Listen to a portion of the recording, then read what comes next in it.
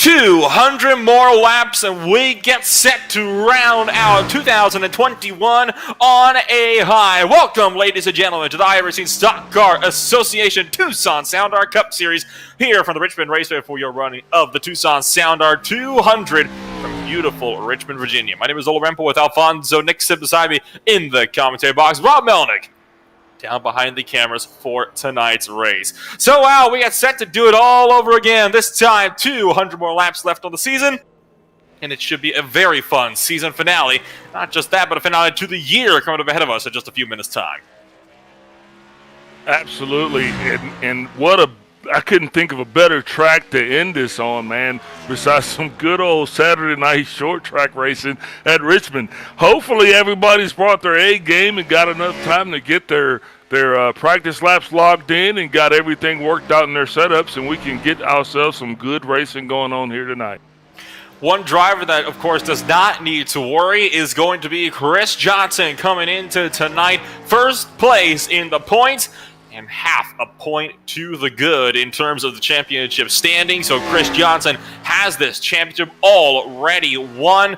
Kenny Powell will not be able to run him down in tonight's race. We already covered this last week at the Chicagoland Speedway, where Chris Johnson took another race win there, and in fact the championship as well. So now we get the set to see what will come out of this final race, where everything's to play for, and all that's up for grabs now is one last shot of glory for these drivers out there on victory lane here tonight. 200 laps set to go racing for us here tonight. Stage 1 comes to a close at the end of lap 50. Stage 2 at the end of 100, right at halfway. And now fuel went a roughly 82 laps, so fuel strategy might play in a bit bigger in stage number 3. Absolutely. Not only is fuel strategy going to play into effect, it's also going to see who's actually able to take care of their tires, because what we're going to find here about this racetrack is there are a lot of race lines, at least 3 race lines for drivers to choose from. So depending on where drivers are running at early on, you know, who's going to be around there to save their equipment towards the end. And, of course, that is one big thing to note as well, is, of course, how that fuel strategy could play out. We saw Greg Wyszynski gamble big time in the Buckier Cup Series out on Thursday night. He took his first ever ISCA win off of a brilliant pit strategy. Pitted under the first caution in stage number 3 to take fresh rubber. Decided to stay out on the latest caution that came about 50 laps later to take the race lead. And he managed to actually fend off the field with a few late race cautions going his way to hold on to the race lead as well to get himself his first win. Wyszynski currently sits 9th on the timing boards. He looks to potentially, go back-to-back at Richmond. Yeah, and there's definitely, once you figure out the recipe for this place, there's really nothing standing in between that driver but air and opportunity. So as we get set to go racing, I think it's going to be an exciting race full of a lot of tight one-on-one racing. With that said and done, qualifying comes to a close. So let's take a rundown for the national anthem. We'll be back in a moment with your starting grid.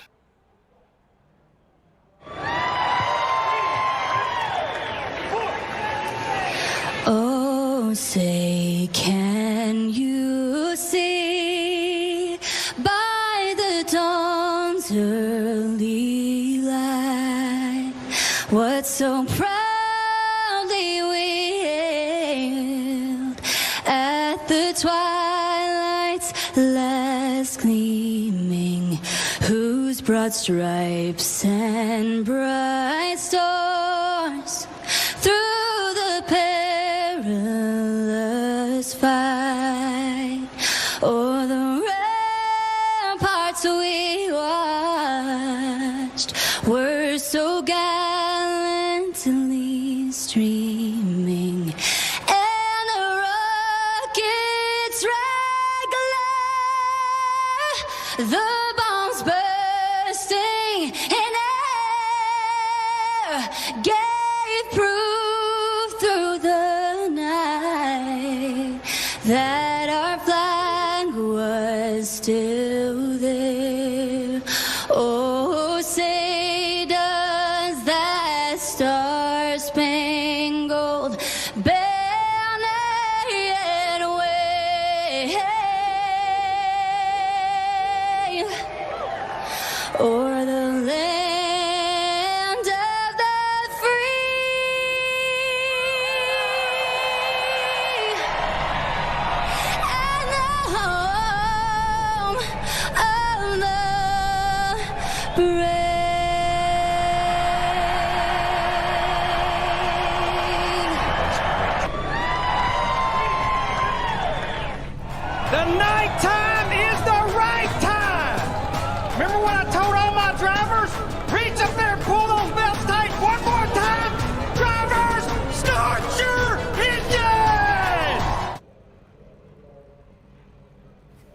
Starting on pole position for your Tucson Sound Art starting grid is none other than one Chris Severa for Gas and Go Racing.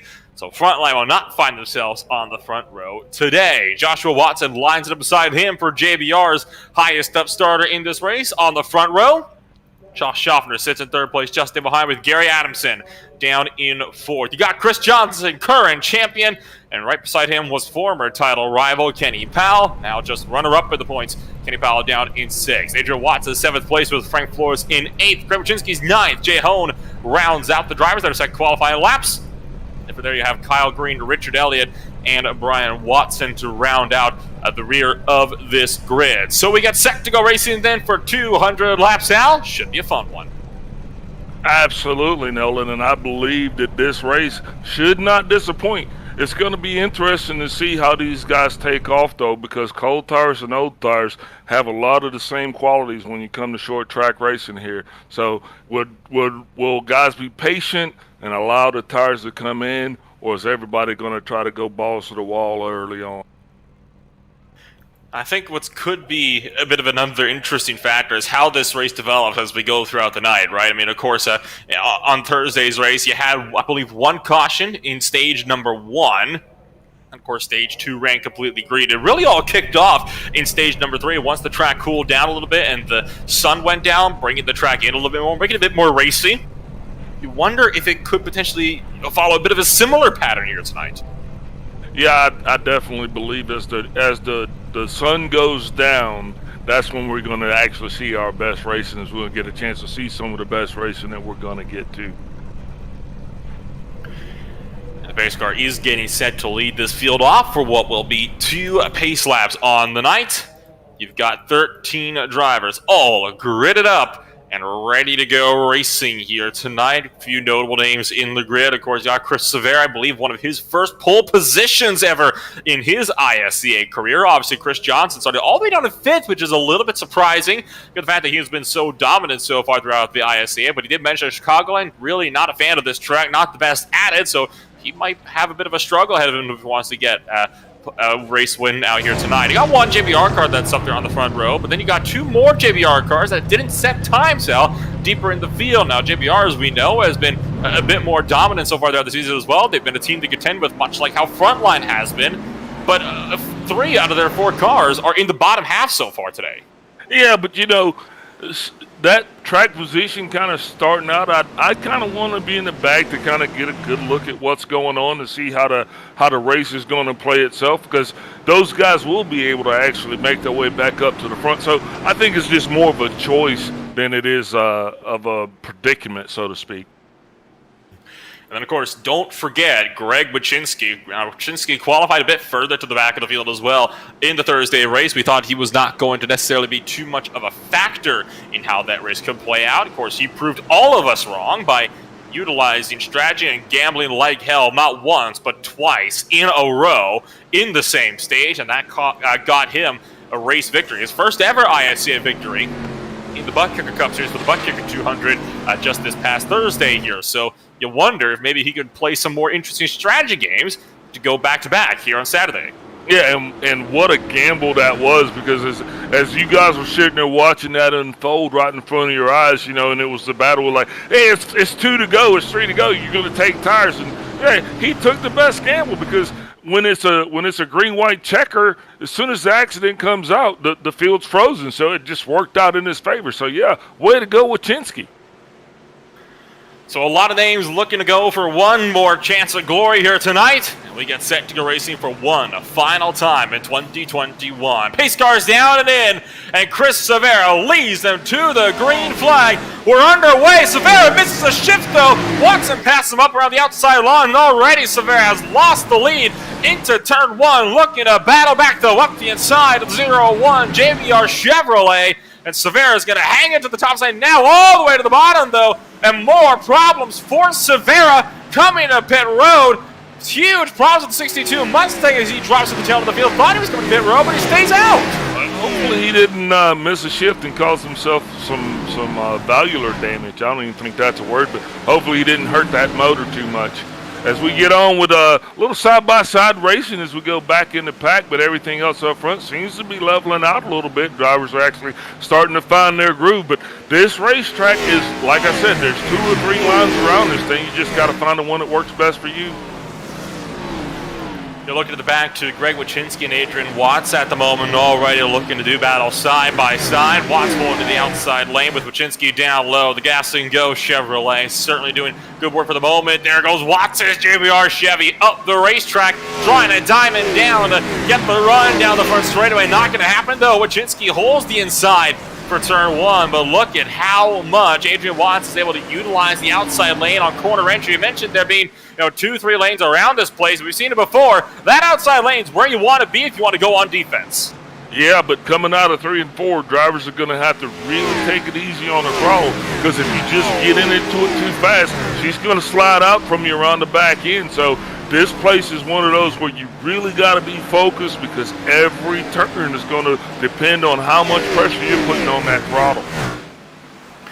Keep one eye on Kyle Green. You just saw the number 76 machine work his way past the shake and bake 28 car of Frank Flores down turn 2 and the back straightaway. So Kyle Green started this race in 11th place. He is already up to 8th and is looking to potentially mount a charge, push his way further up to the front of this thing. Kyle Green has been phenomenal in Gen 6 racing throughout several different series in the past. And he is certainly looking to see if he can maybe take one more and get into the victory under his belt for the number 76. But it has been tough competition. I think a bit tougher than potentially Green may have been expecting, right? I mean, so often in a lot of the other series that I've seen him running, he's just been able to walk away with wins. That has not been the case so far for his first race, and in fact, so far his second race in the ISCA.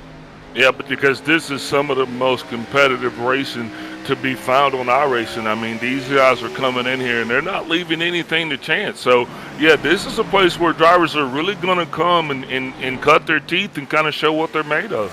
So, like as we go on with this race right here, it's going to be interesting to figure out as these guys start to try to size themselves up as who is going to be able to stick it out and be available at the end. Because I always say that. Who's going to be available at the end of this thing to win it? This time, Green's up the inside of Adrian Watson at turn 1. Oh, the 76 going around, though! It somehow hangs on out of turn number 2, spinning up the back tires as he tried to get on the throttle on corner exit. Wasn't happening, though, and luckily for Adrian Watts, didn't get collected. That opens up the door for Flores to have a shot down the inside of 3. Flores going to back out and allow Green to maintain that position. That was close, though, to being caution number 1. Yeah, drivers are going to, unfortunately, a lot of guys are going to take their turn in that proverbial barrel right there, getting a little loose out of 1 and 2 or 3 and 4. This is a track that's just waiting on you to kind of go to sleep, and it's just going to reach out and it'll grab you and find yourself, with the butt ends kind of going around on you. Green had another bit of a moment out of turn 4 down the front straightaway, so you can see Chris Severa started to pick his way back through the order. Oh, he's rear-ended, though, by Flores into turn 3, and heads up, Flores gets turned by Jay Hone and gets up into the outside wall. No caution, we keep it green. A good save for drivers all the way behind, and Flores, apologizing profusely, immediately just was caught off guard by Chris Severa's early breaking point, and apologies all the way around, even for Jay Hone on Frank Flores so far, though. No bad blood, no hard, no foul is what everybody seems to be saying out there at the moment. Yeah, and once again, some of these drivers have earlier braking points where they try to brake early and let the car kind of hook up and go around. Some guys try to drive it in there a little later. So you're going to find that to become an issue, too, later on in the race. As these rotors heat up, sometimes these cars aren't going to want to turn for you at all. Up the road, Gary Adamson and Greg Wachinski are looking to go side by side. Pyle just made the pass on Adamson this last time by in the 36 Mustang for the 4th position. Now Wachinski's number 5 up the inside of Adamson out of turn number 2 as well down the back straightaway. So you got these battles going on. 14, as the 84 car kind of lost it coming out of that last turn there, Brian Watson, as he was on that back stretch, he kind of lost it a little bit, got into the wall, so he's off the pace. We'll have to watch and see how that affects him. Few more drivers having issues, right? And of course, that's one of the big things to note is how difficult a track like Richmond can be. You look up to the battle for 5th and 6th place, a moment between Wychinski and Gary Adamson. Adamson's able to pull around. You see Adrian Watts just way into the wings as well. Now the 08 Chevy has worked his way up into the mix. And now we're able to see that outside lane coming into play a lot greater now that the tires have started to wear in. We're almost 20 laps in. Tire wear is really going to start impacting what kind of a run you can get off of some of these corners. And already you can see the inside line doesn't have nearly as much momentum as it once did. Yeah, these tires, when they fall off, I mean, they fall off. Sometimes, you know, it might take 7 or 8 laps, but it seems that once they kind of fall off, they maintain, if you will, for a good period of time before you have too much degradation. So now these drivers are actually starting to get their rhythm in. They're figuring out where the car is at, and you know, you're just trying to figure out what adjustments you're going to have to make, if any. Kyle Green working the outside lane. This time he's not using on defense. Kyle Green's using the outside lane as an offensive line against Adrian Watts. And it is working for him, right? Every corner pulling ahead a little bit further from the 08. This time clears maybe, I don't think quite yet, out of turn 4.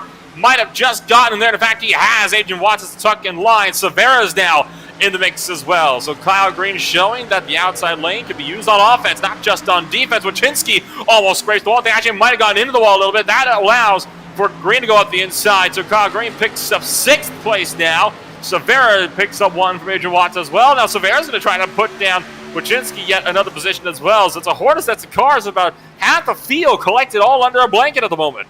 Yeah, and you talk about pulling away. Meanwhile, as this all plays out and drivers are battling for position, it's allowing Joshua Watson to just kind of keep pulling away with this thing. And he's stretching his legs out. He's in good, clean air, and he's giving her all she's got. 3 seconds just over at the moment, but from Joshua Watson all the way back to Schaffner. So Watson just has to basically keep that thing on the track, and he'll be smooth sailing so far. Back to Josh Schaffner in the 2nd position. Yeah, Schaffner's definitely going to want to have a better performance than he did Thursday night. You know, he's always been a strong contender, and I think that tonight he definitely wants to, if he could just get a hold of Watson, I don't think he's going to let him get out of his sight, because I definitely think that he wants to put himself up there, at least on the podium. Just behind Kyle Green, who's now passed his way up into the top 5 first time all night long. You saw Severa making up another pass to Gary Adamson. Now this is where it's going to get interesting, right? Chris Severa fell out of the race lead. Might have been intentionally early on. Not sure quite why you'd want to do something like that, but he has been steadily working to pick his way back up through the field ever since. And now Severa is looking to threaten Kyle Green for his top 5 position. He's going to be close enough, though, to get up the inside without making any sort of contact. I think that's going to be the big ticket question, right? Because Severa, he has been a bit aggressive on the brakes so far and has made up a couple of positions, but Kyle Green, he's no driver that's going to step down from a fight. Yeah, absolutely. I think anybody that's looking on this track tonight is definitely going to be in for a fight. But Severa, you know, he did kind of step out of it a little bit, and I think I'm glad that he kind of got out of the way and didn't try to push the point, as we had some drivers do that Thursday night. So just kind of allow himself to gain his composure and then get back in there, and that's exactly what he's doing.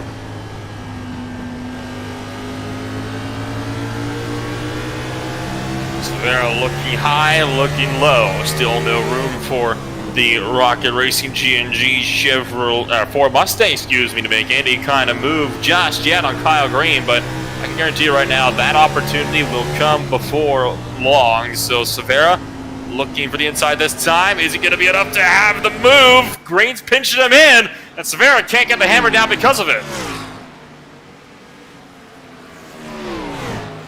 Yeah, that Rocket Racing Ford has got, she looks a little worse for wear, so I'm pretty sure he's going to eventually, you know, we'll all have some, you know, beauty marks, I guess we call them, from short track racing.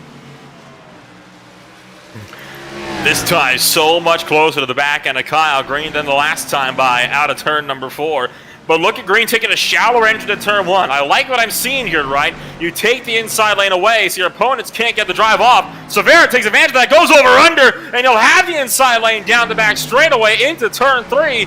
I think Chris Severa might just be able to pull out a 5th place over Kyle Green. That is the good news. Oh, big bobble there for Green. That's going to definitely lose some 5th place now, but I think the one good thing about the damage from Severa is that it's all on the back end at the moment, right? So it's not impacting the motor at all, and it doesn't appear to have impacted the suspension all that much either. So far, Chris Severa, it feels like he's running with a clean car.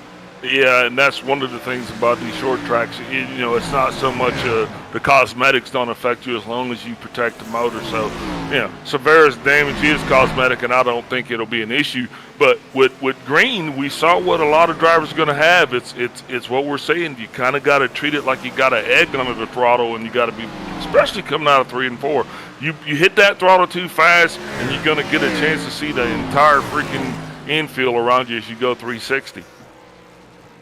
We haven't talked about the podium drivers too much. Let's go up to Chris Johnson in his number 48 car, about to be in a battle with Kenny Powell, who has steadily been closing up to your top 2 at the moment. You got Josh Schaffner kind of heading this train of 3. They are 3.75 seconds back from Joshua Watson, your race leader. And meanwhile, Chris Johnson is continuing to try to hold on to the 3rd and final podium position. Now, obviously, Johnson doesn't need to necessarily push too hard in this one, seeing as we know that he is going to be he's going to have a bit of an interesting run through this one, right? Because he's already gotten the championship, doesn't need to push too hard. He's just going for some last-minute glory, really, at the minute. Make sure that nobody else can stand on the victory lane. But at the moment, Watson's shown he's the guy to beat. So Johnson, with the Schaffner ahead of him, might have some work to do. Yeah, but everybody wants that glory. I mean, this race is just about the glory. So if you think Johnson's just going to sit back and rest on his laurels because he's already won the championship, that's not the Chris Johnson I'm used to seeing.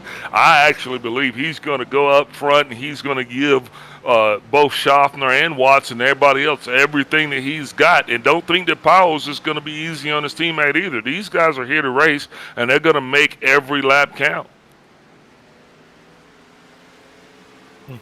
16 laps to go in stage number 1. It is just flying by so far. Of course, the first stage coming to a close at the end of lap number 50, going on to 51, right at the perfect 1/4 mark in this race.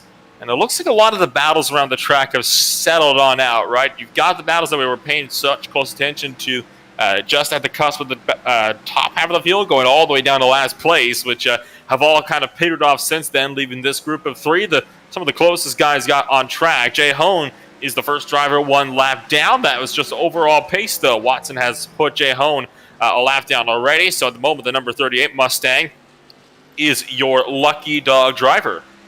And so speaking of that lucky dog, so Nolan, what's your preference? On that first stage, if you're not going to win it, is that the time that you try to figure out what adjustments you can make on the car to make it faster for the second stage? Do you try to see how hard you can push the tires? What exactly is your strategy there through the first stage of racing?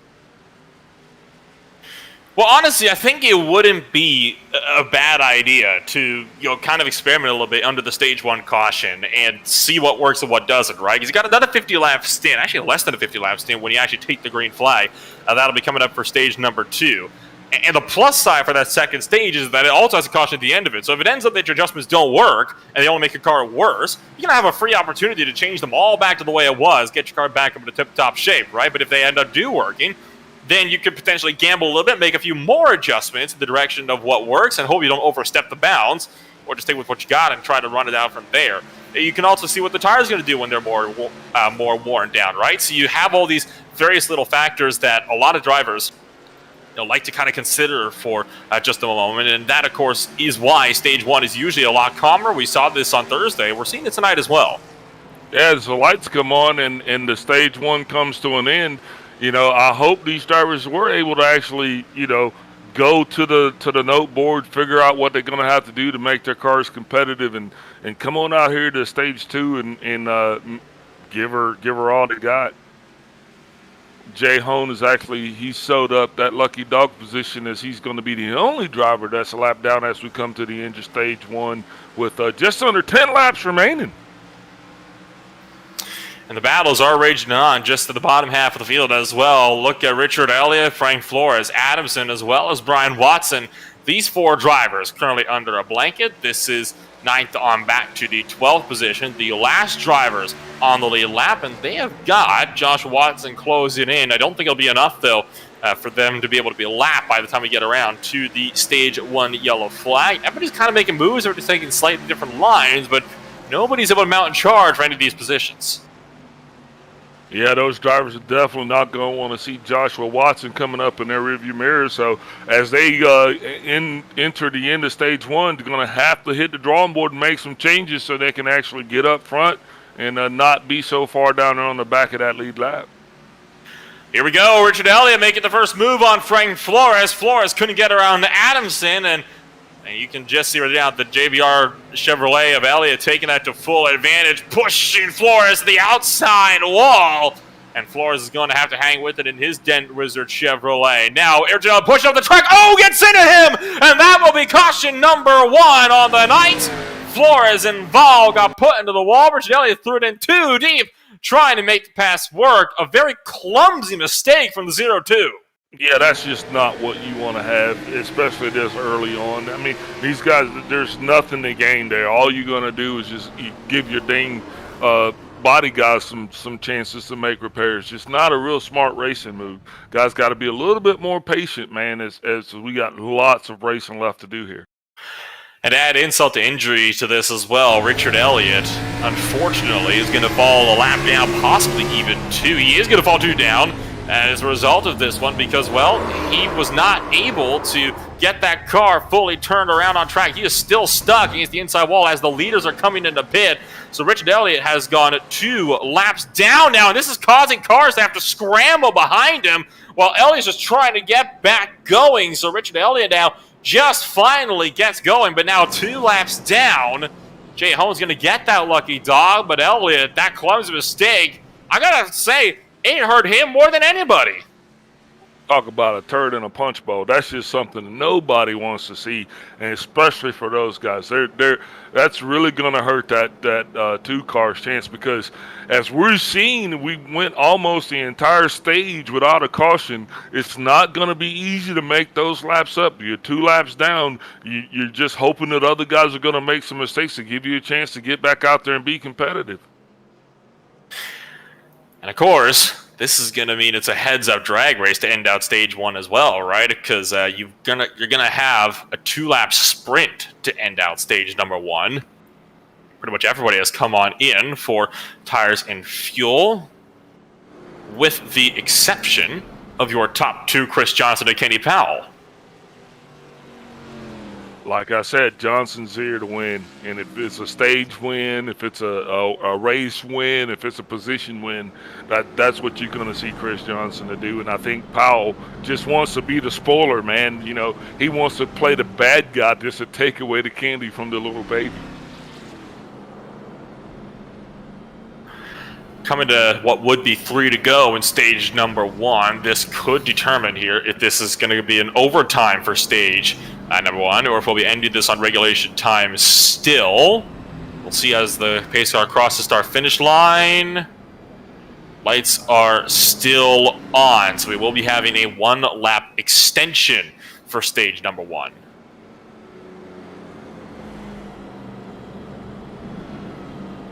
And what an exciting stage it was. I mean, as we were sitting there talking, next thing you know, we're under 10 to go. And then shortly after that, we're under caution. So, I mean, what are your thoughts here? That definitely changed the strategy a little bit as you saw Watson and Schaffner came on down to take tires. I think they're hoping that they'll be able to take advantage of their fresh tires or their cold tires, and that they'll be more effective than the old tires of Powell and Johnson. So what are your thoughts?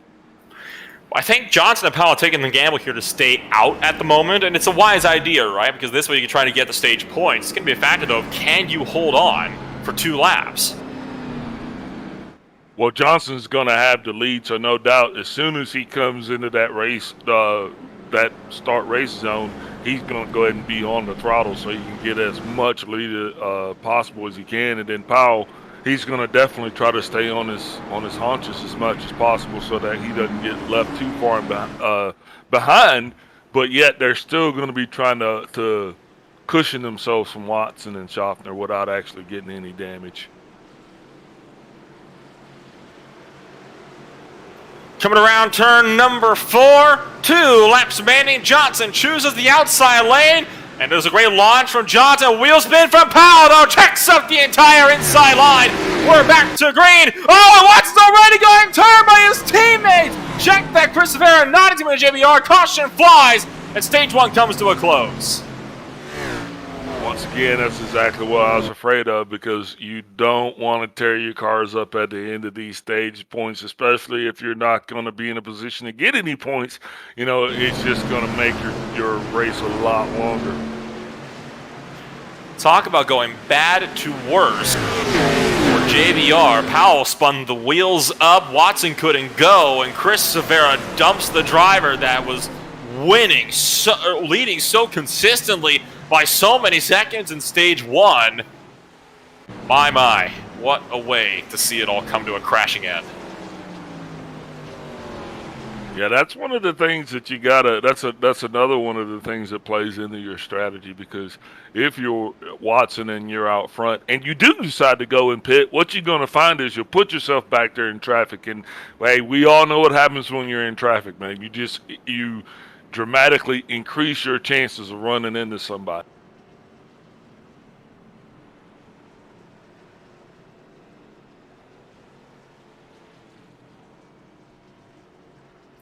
So under the yellow flag for the second time today.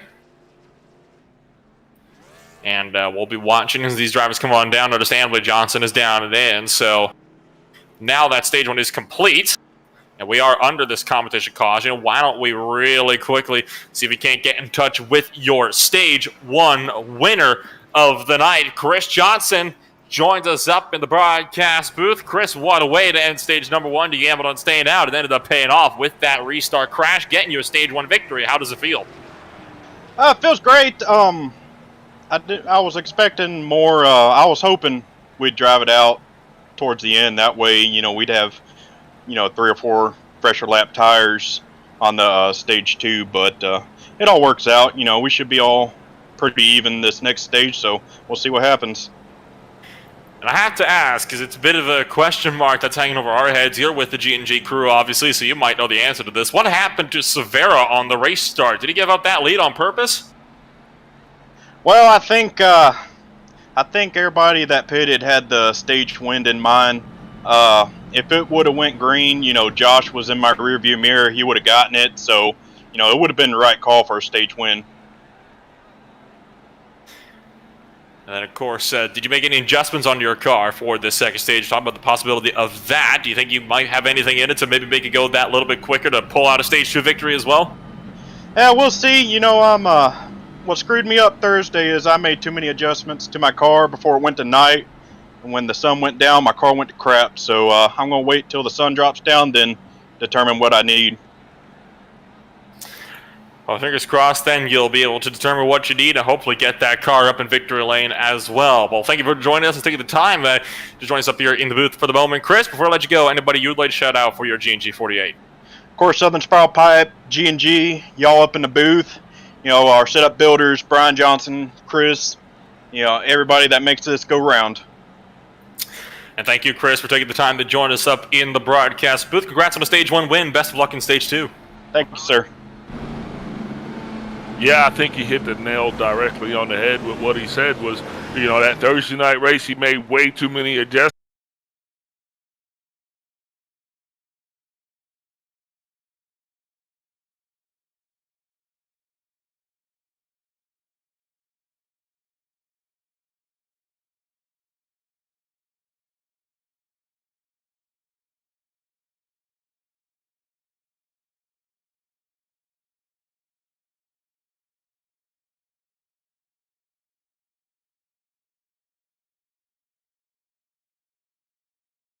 One and two. Green's pinching Johnson in, and now goes up to block Severa. Gives a bit of a shot to the back end of 76. Powell gets blocked to the inside as well. Oh, and now it's Condon between Green and Johnson. Both cars spin, and it's a big pile up a parking lot in turn number 4.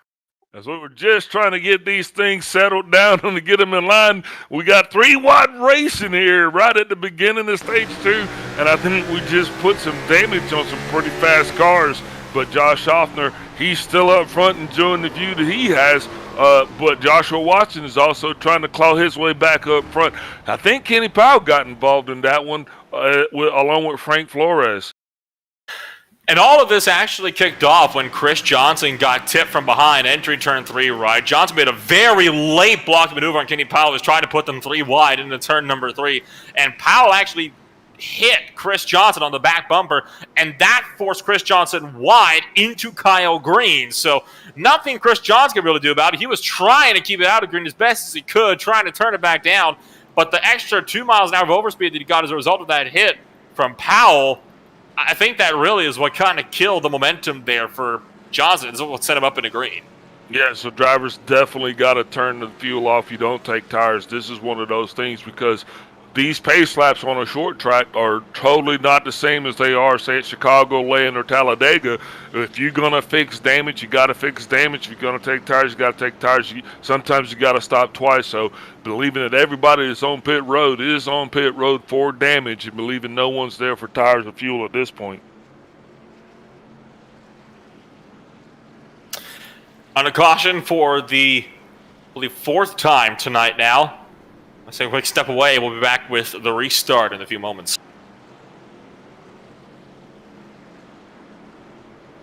There are moments that surprise and delight the mind and the senses. Introducing Sound Art, the world's first truly customizable, concealed, flat panel art speaker system.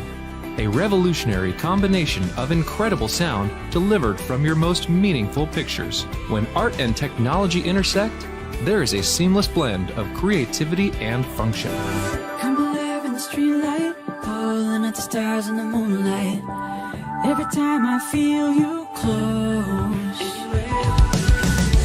With Sound Art, anyone can print their own artwork or pick from numerous licensed artwork that we have. The possibilities are limitless. Enjoy beautiful and amazing sound throughout your home. The entire surface of your artwork generates incredibly robust sound. Your art never sounded so good.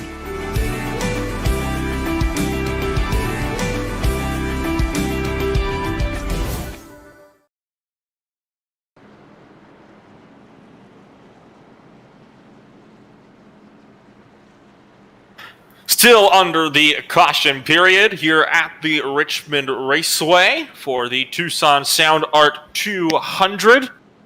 As well, I want to give a big thanks to Tucson Sound and the guys over there for making sure that we can keep all the lights on here for this Saturday night iRacing Stock Car Association Cup Series. And if you are interested in joining either the Tucson Sounder Cup Series or the Buck Kicker Cup Series, well, shoot Kenny Powell a bit of a message over on iRacing. He'll be more than happy to help get you all set up. They are actively recruiting for the series.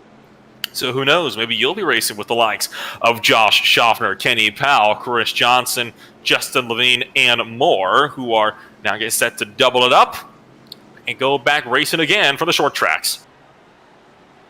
Definitely some of the most competitive racing that you're going to find on iRacing or any series. And just awesome job what Kenny does with this program.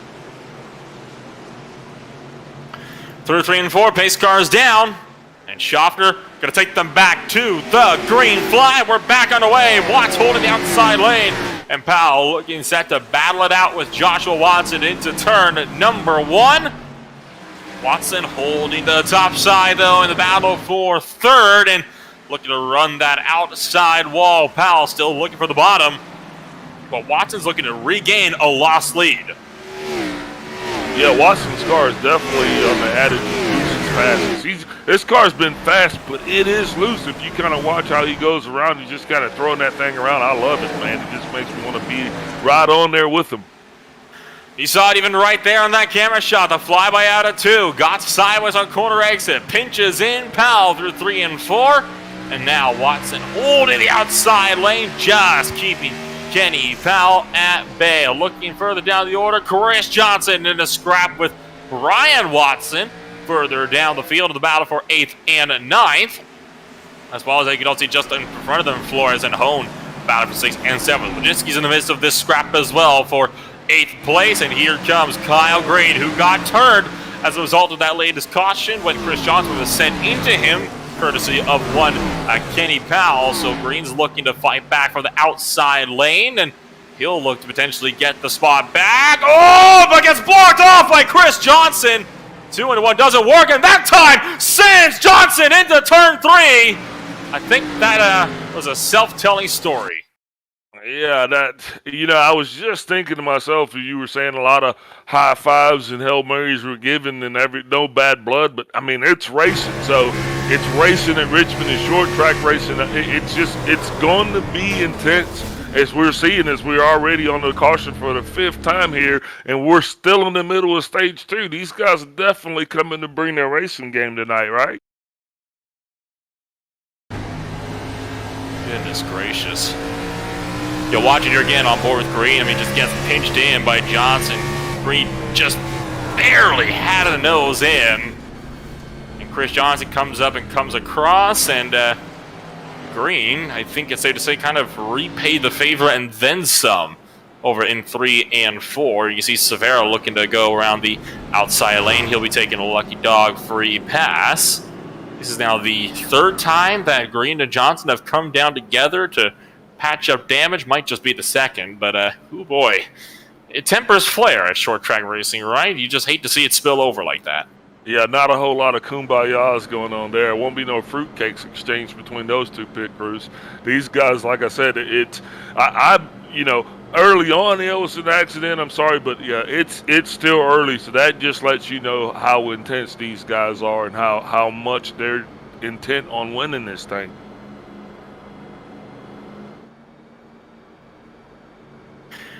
Kyle Green officially retiring from this race. He'll become our first DNF on the night. Looks like he gave Johnson a little parting gift on the way out. Yeah, and that's kind of what my thought was, right? I mean, at one point you have enough, right? And he was collected in a lot of incidents already throughout, well, even last race as well, right? Chicagoland, he got into a couple of messes there, none of his own fault, of course, from Chicagoland. And, well, the first one sort of wasn't his fault. The second one, sometimes maybe you got to give a little, you can take a little, right? I mean, you're not even halfway through. It was only lap, 65, 68, whatever it was, when they initially made contact? Yeah, absolutely. Yeah, at some points you gotta understand you might have a run, but you're not always going to be able to take it somewhere, and you don't need to take run everywhere. I mean, that's what mature racing is understanding that you don't take every run, knowing when to lift, knowing when to actually poke your nose in there. Because, like I said, and I don't want to sound like a broken record, but you have to be available at the end of this thing to win it. If you take yourself out early on and you're not even in position, then you're never going to win.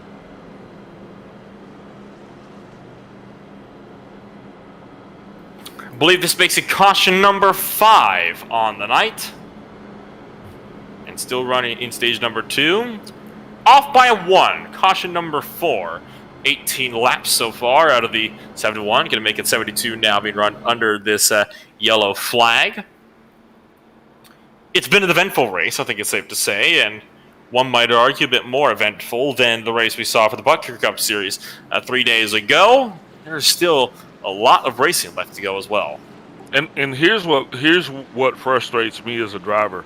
Now I'm not getting that long run that I needed in stage 2 to figure out how to set my car up for that last run, because I've had 2 cautions thrown in there. So whereas that first stage I got to run 50 laps, the sun was up. So it's a totally different track now, totally different scenario. So that's the one thing that bothers me as a driver.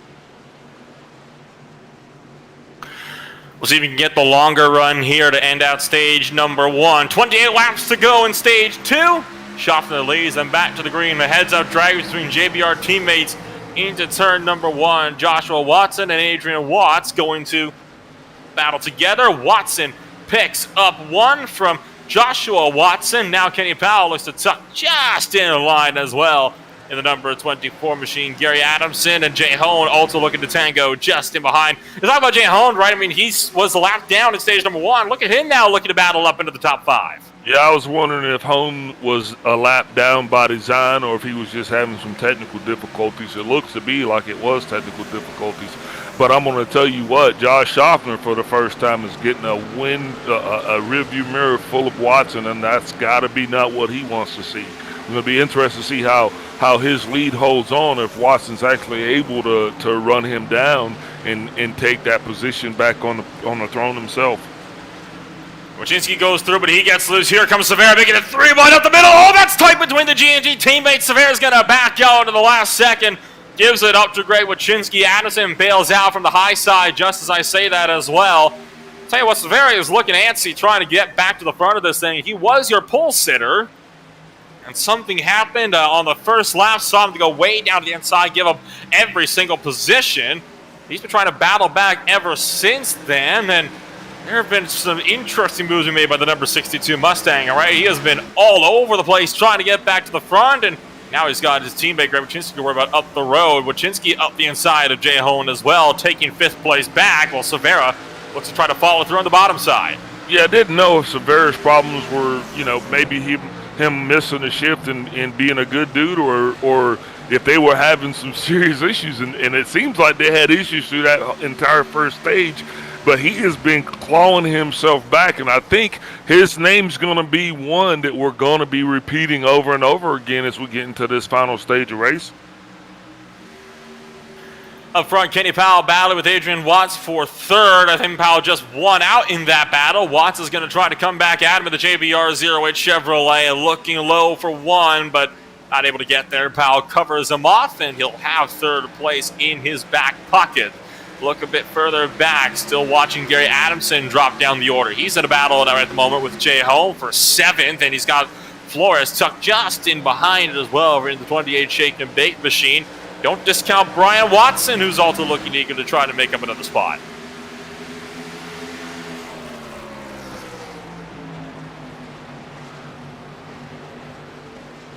Yeah, Chris Johnson can't be happy with it, with the state that his race turned into tonight. I mean, his car is literally it's beat to a pulp. But anyway, hopefully he'll be able to salvage something, at least stay on the lead lap. And like I said, oh, look out, Jay Hone sliding into the infield grass, lost it big time out of turn 4.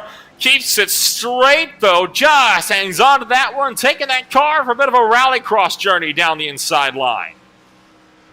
Yeah, like you said, you gotta be careful on the throttle because these things they'll get away from, especially coming out 3 and 4.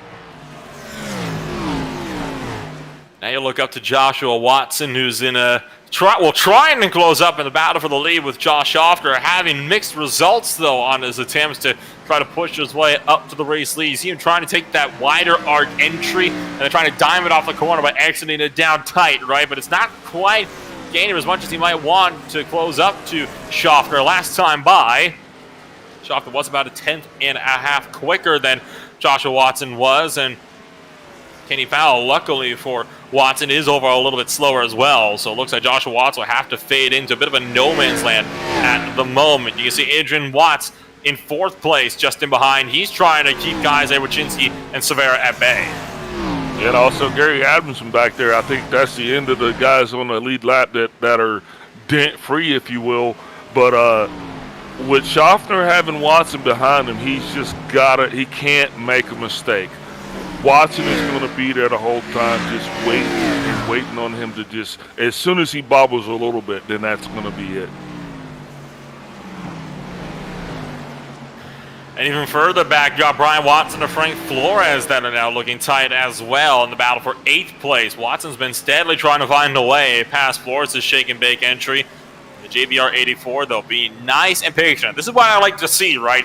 He's not making the moves you might consider making earlier on. He had a huge run. Probably could have gotten Flores in turn 3 that time if he wanted to, but Watson's being patient here. He's biding his time, realizes there's still time to make up that spot. He wants to make sure that he takes it at the best opportunity. Yeah, absolutely. Like I said, these guys, they're not going to win any beauty pageants, but the key to this thing is as long as you can protect the motor, short track racing doesn't really lend itself to be too much on cosmetics. But yeah, the way it goes, a great battle between Flores and Watson back here for 8th and 9th.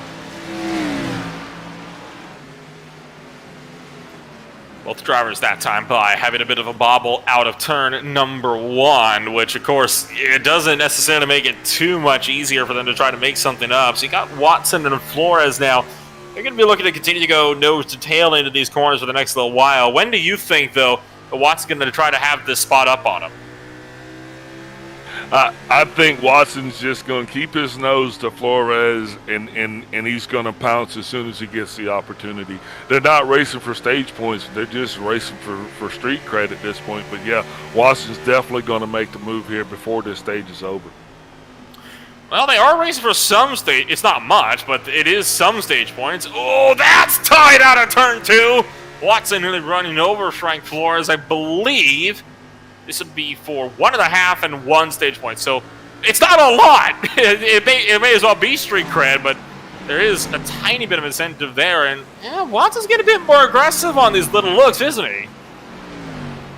Oh, absolutely. This is as we're 10 laps to the end of the stage. This is the time where cars get wide and they start to slide, and drivers start to show their fangs a little bit. You got to get your elbows out, right? And this time by carries the momentum outside line. Brian Watson's going for it around the long way from Frank Flores. Flores clears in 1, but Brian Watson there for 2. A bobble on the exit for the JBR Mustang, though. We'll see him have a huge head of steam on the entry to turn 3. Flores gonna let him have it from the bottom side. Flores drops back to 9th, and Watson's gonna pick up 8th, and none too soon as well. This means we can pick up the battle for 4th place up the road between Severa and Adrian Watts, with Paczynski tucked just in line. Yeah, but Watson's going to be looking before too long to stick his nose in on Adamson. And you saw it there, Severa taking Adrian Watts through turn 1. And Watts doesn't look like he'll be able to mount that big of a charge to try to take that spot back in the battle for 4th place. So Watts going to be down in 5th, and here's Greg Paczynski just looking to wait in behind, maybe pick up a top 5 finish in stage number 2 for himself, and already Severa setting sail with P4. As Watson's actually picking his nose in on Adamson a little bit, like I said, as they're going to be battling. Watson's going to go ahead and get on the inside and take 7th position from Adamson.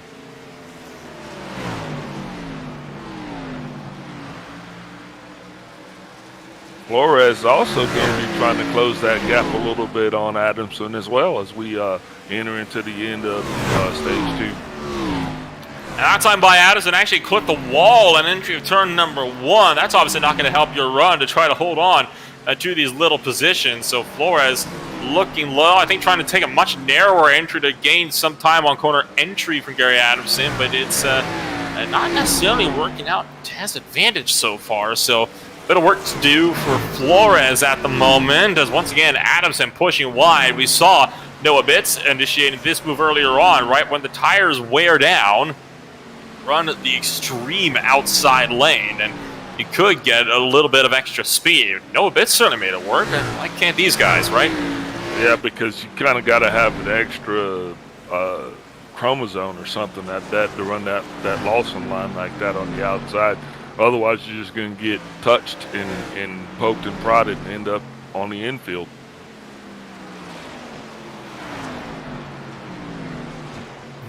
Three laps to go on stage number 2. It'll be 2 to go this next time by. Looks like this second stage will not be ending as a result of a caution flag, but 2 laps, still a long time for something to happen. Frank Flores also sticking his nose down on the inside, trying to take that position away from Gary Adamson, but Adamson's able to hold him off. For the time being, will it last though? It's got to last for 2 more laps in this battle at the moment, as well, that time by for Flores, I think might mean that spot is done and dusted. Paczynski's not done battle with Adrian Watts either. for 5th place just up the road from these guys as we start the final trip around here in the Tucson Sound Art 200 at the Richmond Raceway. For stage number 2, we got set to hit halfway, and this time around, coming out of turn number 4, well, into turn 3 now, but it'll be out of turn 4 now. Josh Schaffner going to pick up a stage 2 win. Much deserved win for Schaffner, man. Those guys, they bring it every week. Doesn't always end in his favor, but hey, he put a stage win into the book, so congratulations to that 5-0 team. It's going to be interesting to see now as we entering into this last stage how this plays out. I mean, do we go green flag or are there going to be 4 cautions? Yeah, good Saturday night racing going to be here for the wrap up.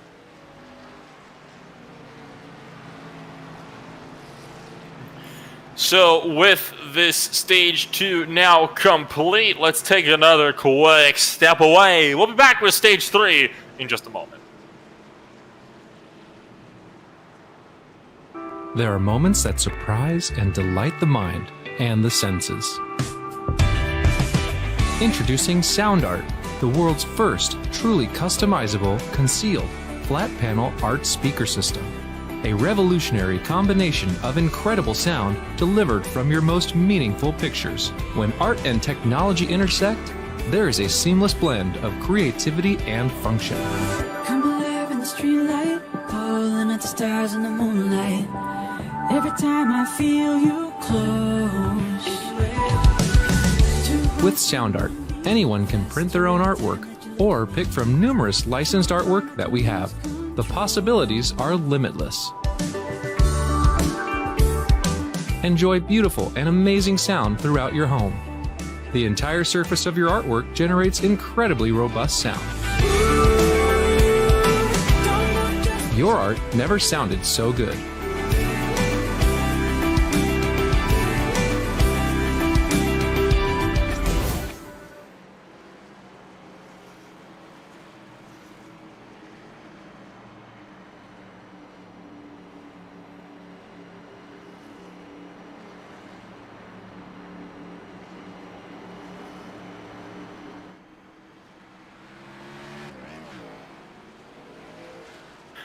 Under the caution flag once again here from the Richmond Raceway, being under this stage 2 yellow flag. Why don't we see if we can't get a touch, unfortunately, with one Josh Schaffner, so we'll see if we can maybe dial up your stage 2 runner up real quick here. Joshua Watson bringing it home 2nd place. It's been an interesting race to say the least so far for you, Joshua. How's it going out there?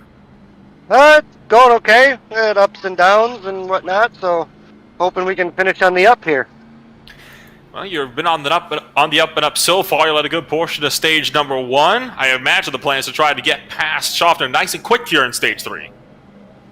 Yeah, if we can get past them, it would be nice. Other than that, being a longer run and whatnot, we want to make sure we also save tires and don't hurt ourselves in the long run. So we'll see how it plays out, and make sure we're there at the end in contention to hopefully steal the win from these guys.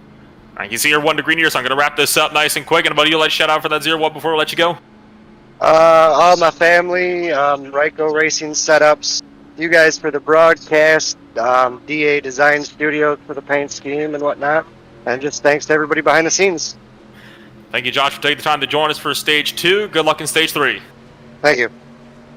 Josh Watson bringing it home 2nd place at stage 2, and just in time, green flag waves for stage number 3.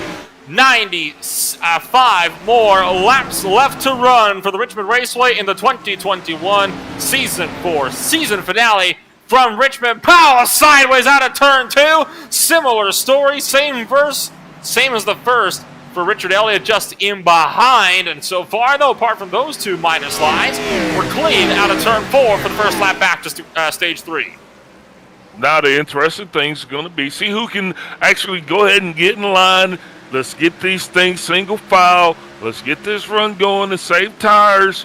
We're going to have to stop for fuel, but let's try not to have cautions come out. Now, hopefully drivers got a little bit of information that they needed on that last run to make those setup changes that they need, but otherwise, cautions out. And this time, Richard Elliott has had a bit of an issue further in the back of the field. Might have been a single car spin, and it's this is an interesting one for what I'm seeing on my angle here. Watch this one here. Full 360, mash the throttle to get that car all around, and then just kind of loses it up into the outside wall. What do you make of that one there? Looks like he had a little brake fade there towards the end.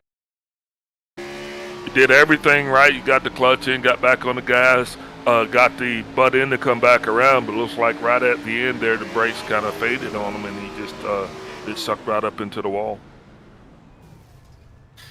That's an interesting incident, to say the very least, and it will put us under the caution flag once again here from Richmond. So with all of that said and done, Severa are going to take the trip down to pit road. So already we're seeing pit strategies open on up here. We'll get back to that in a moment.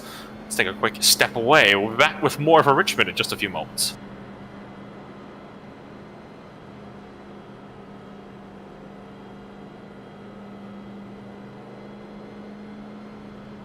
Butt Kicker. Feel what you've been missing.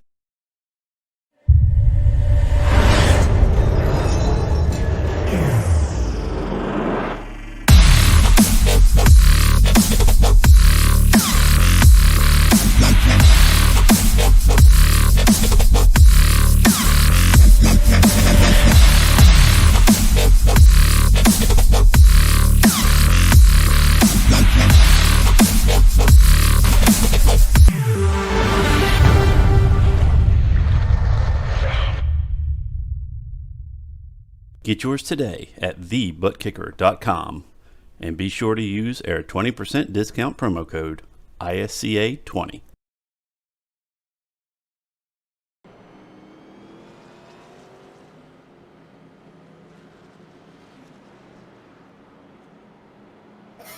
Well, I mentioned the pit strategy starting to shake up early here in stage number 3. We saw this happen in Thursday as well, right, Albie? The strategy kicked off early with Wachinski. Well, how about Severa looking to make the gamble early on? Comes down to pit road, and fuel only for one Chris Severa. Now, the estimated fuel window is about 82 laps. We have 89, though, left to go. So, on paper, about 7 laps shy, but he is consistently coming down pit road every lap under this caution flag to continue topping up. Do you think it's possible to save enough at a track this short to make it to the end from here? I think Severa might be fixing damage, just because at this point, that little bit of gas, it's not going to make that big of a difference, I don't believe. We'll see what he'll do on this latest stop here. If he stops for only a couple of seconds, that will tell the story. And yeah, it's another short stop for Severa, so could be a combination of both, maybe taking some fuel, trying to fix some damage at the same time. It was only 5 seconds this time around. A similar story for Flores, only 5 seconds down to the lane as well. So very interesting scenes from the Tucson Sound at 200. We'll see how that plays out for him later on in this race. Schaffner takes us back, and Watson with a good launch from the outside this time. Yeah, it's still a little bit early for pit strategy, I believe. But for me, the problem always is tires, man. I always have plenty of gas. I just can't get enough tire. And a potential problem for one Brian Watson here, who just now comes back into shot, but Watson disappearing for almost an entire lap. And we'll have to keep an eye on that one. So connection issues from Watson almost takes out a good number of drivers, but apart from that, we are green so far. It's single file top to bottom so far. Oh, you saw Watson with a huge tank slapper out of 2. That means we're not single file anymore. Powell charging around the outside, trying to take the second place away. Yeah, Watson said it himself. He was going to see how it stacked up for him, but I tell you, the worst thing that he's going to want to do is find himself slipping further and further to the back there, because that's going to make it a lot different for those guys trying to in between himself and Schaffner.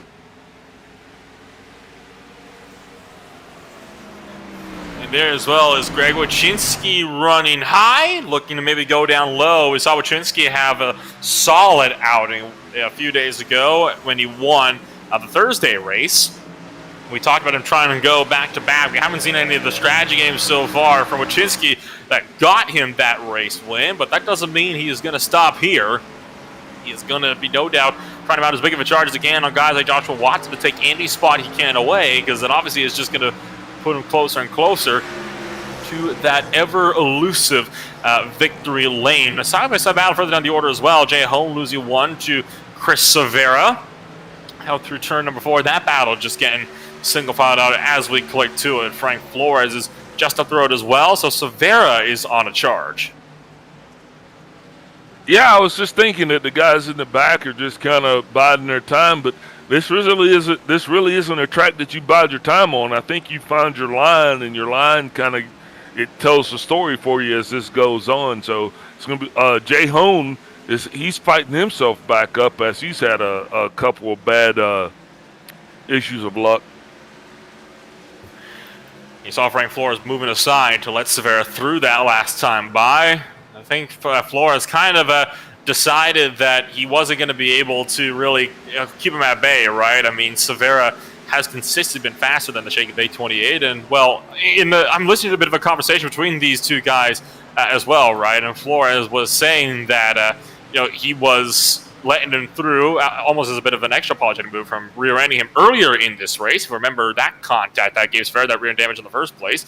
Severa responds with, "Don't worry about it. I'm just saving fuel." So Severa could be on a strategy to try to make it to the end from here.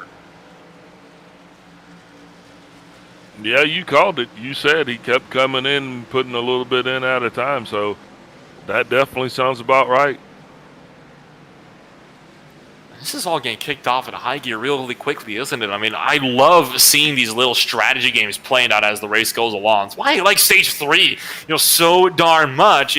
Stages 1 and 2, they're all well and good. You can just race it flat out as hard as you possibly want. Not the case, though, in these third stages. Strategy certainly always does add a bit of a wrench in the works, especially since you have, I believe it's, correct me if I'm wrong here, Al, but I think it's about 70% limitations on the fuel tanks that they work with here. Yeah, which actually, check, it was 70 before, it's 60 now, and that kind of brings in the whole other ball game. Severa's trying to play that game to his advantage with that latest caution. It's a shame that didn't come out about 5 laps later for him, right? Yeah, and a lot of things that people don't realize too is the cars actually handle different as the fuel tanks get emptier. It really does. It gives you a little bit more speed, but it also makes it a little bit more loose. I've seen it before, though, from guys like Joshua Watson. Loose is fast at Richmond, so we'll continue to monitor Severa's progress. At the moment, though, I think more pressing matters up the road is Adrian Watson, Greg Wachinski, the battle for 4th place, steadily starting to close in more and more. And with 75 laps to go, I just do want to mention as well that a yellow flag now will see everybody down pit road. So you can make it to the end from here on fuel if you have a full tank. So it stands to reason a yellow flag comes out. Yeah, you'll live out there for about 14, 20 laps on these tires. But I'd rather come in and get the fuel under a caution anyway, and that way, I'm safe in case we go green to the end. Yeah, there's just absolutely no guess because it takes about the same amount of time to fuel the car as it does to change the 4 tires. So if you're trying to get fuel under a green flag run, you're probably not going to be trying to get 4 tires. You'll maybe settle for 2. So yeah, definitely it changes things, and I do believe that as these tires get a little bit more worn, that it just increases the possibility of a caution.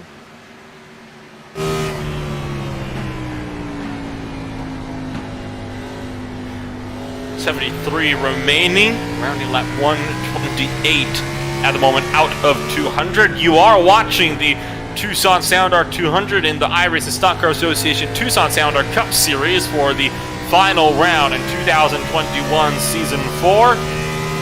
Chris Johnson making the pass on Jay Hone for 9th place. So Johnson, after being, shall we say, spun by Kyle Green earlier in this race, speared. That's probably a more accurate term, come to think of it. But after being speared by Kyle Green early in this race into turn 3, You see no rear clip on that number 48 car as a result. He has been clawing back lost time ever since. He is now back up into the top 10, where I think that car rightfully deserves to be. Yeah, absolutely. Johnson is a fierce competitor, and like I told you earlier on, he's not just racing, he's racing to win. It's very competitive, and man, good on those guys down there at that team. They've had a great season, and the points showed it, so congrats to them as well.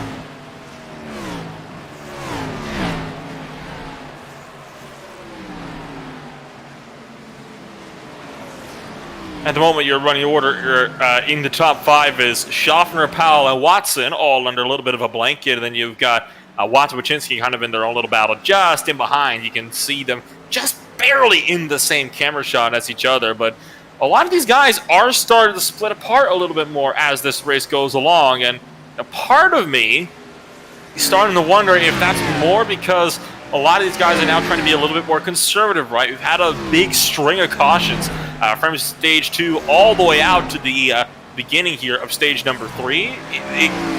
This could be a sign that some drivers are wanting to take it a little bit more easier here in the latter portion to see if they can maybe get to this race without any more yellow flags.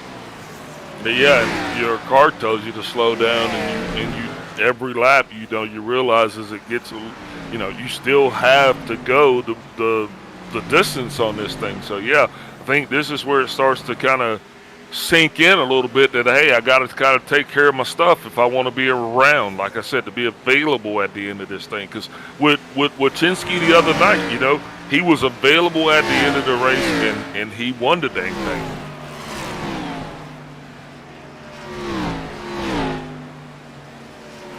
Look a bit further back at the moment to Jay Hone, currently in a bit of a scrap here.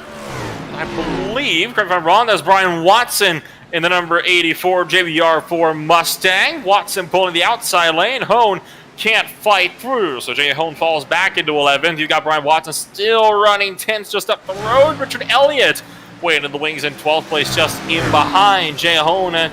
He seems to be a lot more consistent in the early stage of things, right? And then as the run goes on, he tends to fall a little bit further and further down in pace. We're seeing that here. Watson has gotten clear, and now Jay Hone under some heavy fire from Richard Elliott for 11th. And for Jay Hone, it's not an easy job trying to keep the 02 JBR Chevy at bay. Richard Elliott, though, going to power through anyway on the bottom side. He'll try to take the inside lane away. At the moment, the only thing keeping Elliott at bay is that outside lane that Jay Hone is running. That has been rubbed in so much now as this race has gone on. It makes it the best defensive line around this entire racetrack.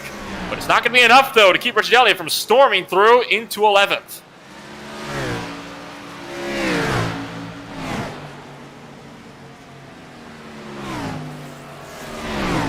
And even further up the road, you've got Adamson, Flores, and Johnson now all under a blanket. Chris Johnson has caught up to Frank Flores, and we'll have a look down the inside of 3. And now Johnson finds himself up one more.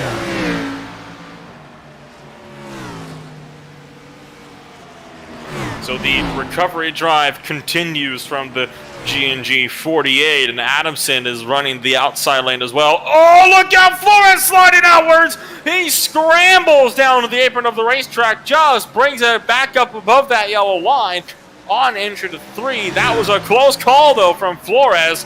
And up front, Johnson can attack Gary Adamson's Monster Energy 36 Mustang, and I think Johnson might have him here through 2. Back to Flores, pedal, pedal, pedal. That's how you get through that, You're sitting there driving 1 second, next thing you know, you're looking sideways, but good recovery on that. And Johnson goes ahead and takes it on the inside of Adamson.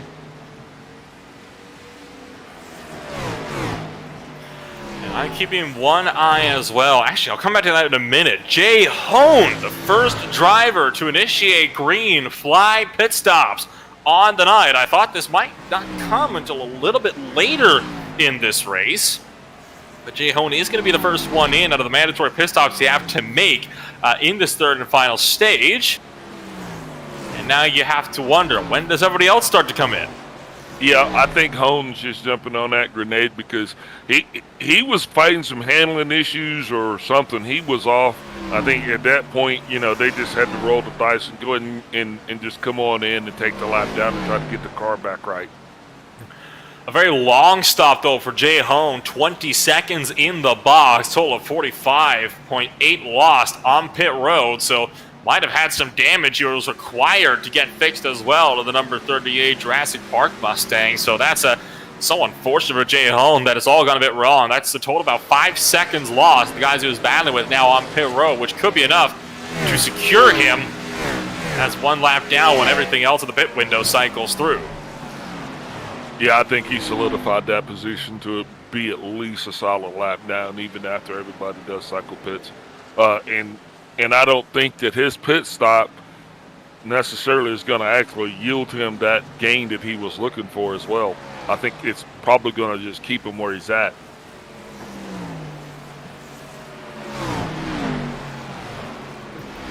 But now, though, the Jay Hone's got some fresher tires, and you start trying to run all that time down, trying to pass up these guys here on that fresh rubber. The problem is he is technically not 1 but 2 laps down, so these guys are not technically obligated to get out of his way and move for him, although usually, that being said, drivers tend to move out of the way anyway, because, I mean, the guy's on 40 lap fresher tires than you. Yeah, he's 2 down, but he's just come down to pit road, right? I mean, what are you going to gain from fighting him?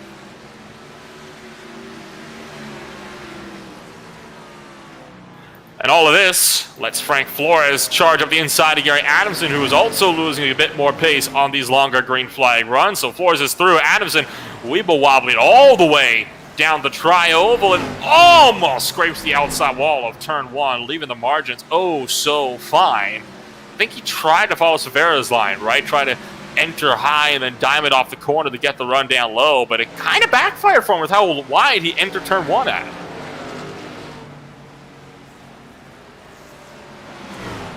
Yeah, Holmes going to be running a considerably faster pace as he goes around Johnson. But like I said, it's going to take probably about 6 or 7 laps, and then those tires are going to kind of balance out. And then your core running time, lap time, is going to be about the same after that for a while. And Adamson falls another, this time to the cusp of the top 10 as Brian Watson found his way through in the JVR Mustang. And still one more that Adamson's going to have to negotiate. Richard Elliott has been steadily closing the gap over this last little while. Now as Elliott runs last car on the lead lap, he could still have that look up his inside line into turn number, I think maybe turn 3 next time by. I felt like he could get a good drive through 2. And all of this, Joshua Watson coming down from pit road. So Watson bailing on the battle for second with Kenny Powell. He'll bring it down pit road. So the pit window is opening with 50 to go. 50 to go. I think that's that mark. A lot of drivers know how their equipment handles with 50 laps. So it's a good, strong point there. 50 to go. I know I can handle it. So, yeah, come on down and just make it last. And understandably so, 4 tires and fuel is going to be the strat. Gary Adamson is into pit road this time by. So is Kenny Powell. Adrian Watts down in as well. How about Josh Schaffner not wanting to lose any time on the undercut from these guys behind? So Schaffner, race leader, down to pit road this time by. That will leave. Wojcinski's also going down on pit road. Ooh, and he just about hit the pit barrels, too, on entry. So Wojcinski having a bit of a tight entry there to pit road. He'll manage to get it safe and steady, though. Brian Watson, Richard Elliott both in this time by. So one by one, cars cycle through. And now... That's a lot sooner than I thought. I was thinking guys were going to stay out till at least 40 to go, 35 to go. But, I mean, 50 to go. That seems to be the common theme here tonight.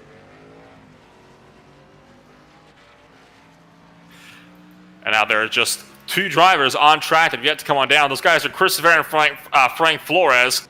Chris Johnson came into pit road just this last time by, so this pit cycle is cycling through in a hurry at the moment. Everybody's coming in down pit road. Nobody wants to lose any kind of time to the guys they're battling with. So all of these guys coming in as a result of just one driver trying to gap all of them. Yeah, with the exception of Severa and Flores, they still remain on the track. I guess maybe their pit strategy was a little bit more in line with mine, but we'll see.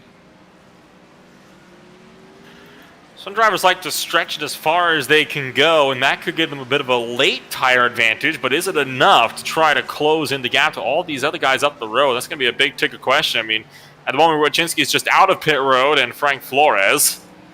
Well, let's compare his lap times here with one of the guys that just came out of pit road a little while ago. Josh Schofter running 21.7s at the moment. Frank Flores running 23.1s. Now Flores bails out, comes to pit road. That leaves as Chris Severa, the lone driver, but we mentioned, right, Severa was saving fuel heavily under the latest caution period.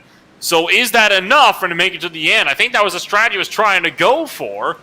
He's been out there for 46 laps. You can go about 82 on a run. There's 42 to go, so he'll be running a total of about 88 laps on that run. He would have had to save like mad under that caution period. Yeah, there's no way he will be able to maintain the pace either. Those fresh tires are just going to put up too big of a gap for him to be able to withstand if he were to stay out.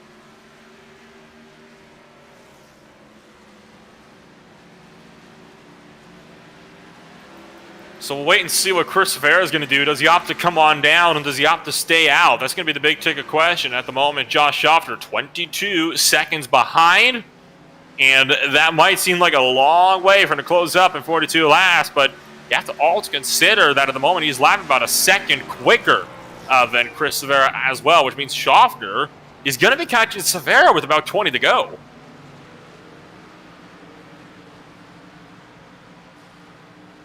Yeah, I think Severa, his strategy is a longer run, which is going to give the advantage on the shorter run. But it'd be interesting to see just how long he does stay out. Or if he opts to bail out and come on in. I mean, at this point, you have to think he's a bit more committed to the strategy than most would be, right? I mean, your average time on pit road is roughly 40-ish seconds, and with how long Severa's been out there at the moment, he's set to fall all the way down to 7th place, maybe even lower if he comes in now. Or if there's a caution, it just might play out in his favor.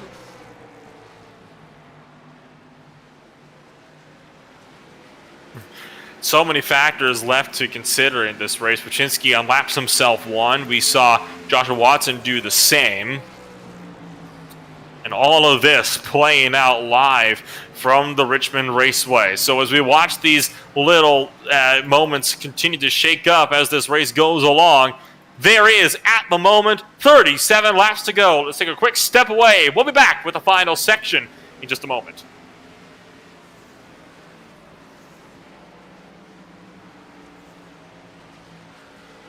There are moments that surprise and delight the mind and the senses.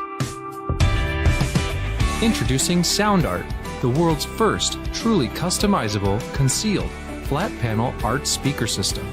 A revolutionary combination of incredible sound delivered from your most meaningful pictures. When art and technology intersect, there is a seamless blend of creativity and function.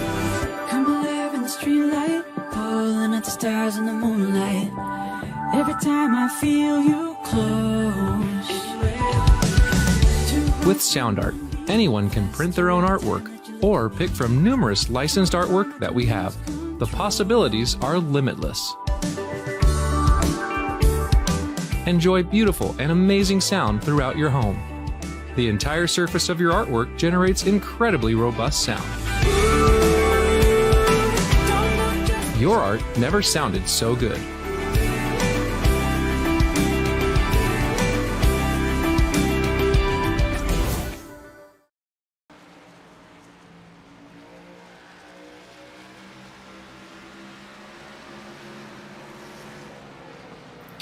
Still green from the Richmond Raceway, 33 to go.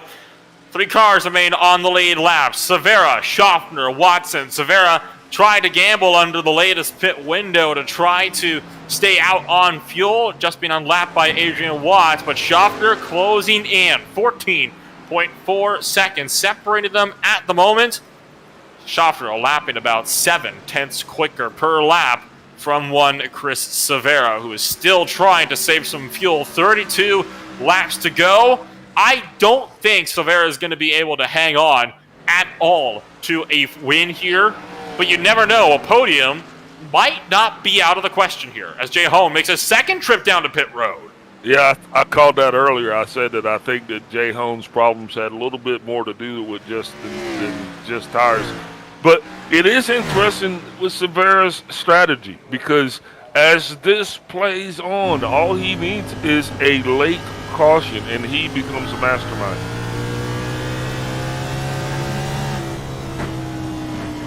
Just when you think, this race can't get any more thrown into it, right? You get all this maddening pit strategies. And this was what it was wanting to see if we could see this play out over on the Thursday night race, right? Wyszynski came down to pit road very early. It was 85 laps to go at that point, not 88 like we saw Severa doing.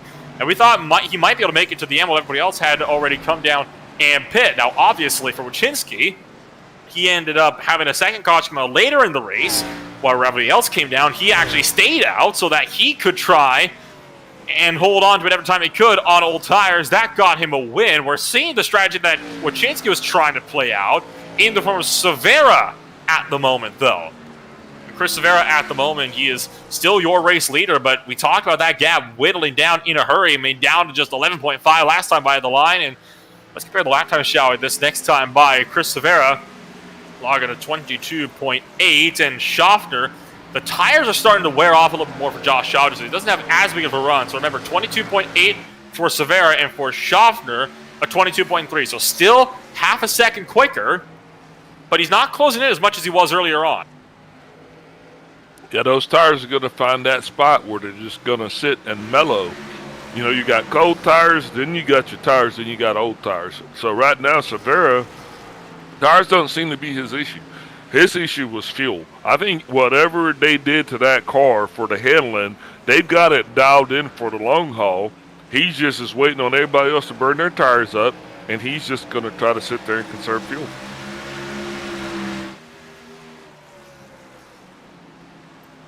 .26 laps to go. Gap under 10 seconds now from first down to second place. What a battle this has been thus far. I mean, this has just been one of the most intriguing pit strategies I have ever seen all season long thus far in the ISCA Tucson Sound Art Cup Series, and we're still seeing the effects of this playing well into the future. Still, Chris Johnson has yet to unlap himself from Chris Severa, which tells me the worst that Severa's going to be able to finish, if this strategy actually works, he can make it to the end, is a fourth place finish, which is better than the 7th or 8th place he would be had he come down with the others. And we're still not done racing yet. That's just the thing about this. It's we got to let it play out just to see how it's going to end up.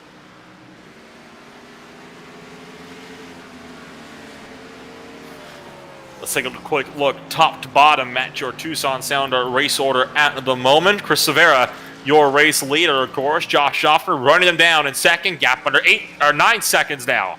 Joshua Watson is third, with Adrian Watson fourth as the last driver on the lead lap. Johnson's the first one down in fifth. Flores is sixth, with Adamson seventh. Elliott is eighth. Kenny Powell ninth. Wyszynski is 10th. You have Jay Home, Brian Watson, and of course Kyle Green retiring 108 laps ago. So that's a look at top to bottom of your race grid. Everybody's jumbled up around the racetrack. Nobody is necessarily closing these battles. So at the moment, we are in a bit of a holding pattern at the moment, right, Brian? I mean, we're just waiting to see how this pit strategy from Severa is going to play out. That's really the only guy we're looking at the moment. Yeah, we're at that part of our trip where there's no traffic, there's no cops. Everybody who's out there trying to go as fast as they can to get around the track. That's where we're at in this race, and it feels pretty good, especially if you're Josh Schaffner, because at this point you're just closing down Severa, a second a lap or whatever. But yeah, good racing so far.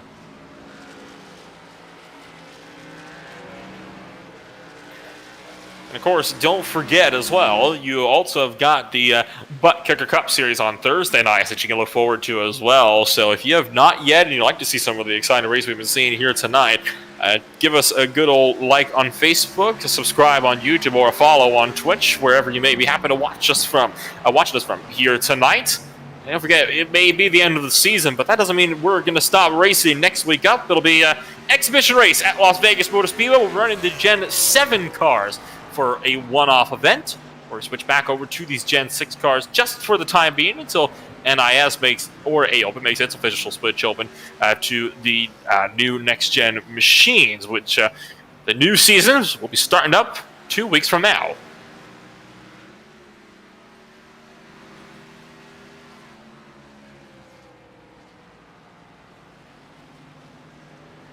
No, what about those Gen 7 cars? What are you thinking about those as we come to the end of this season and we get ready to start next season with both NASCAR and iRacing?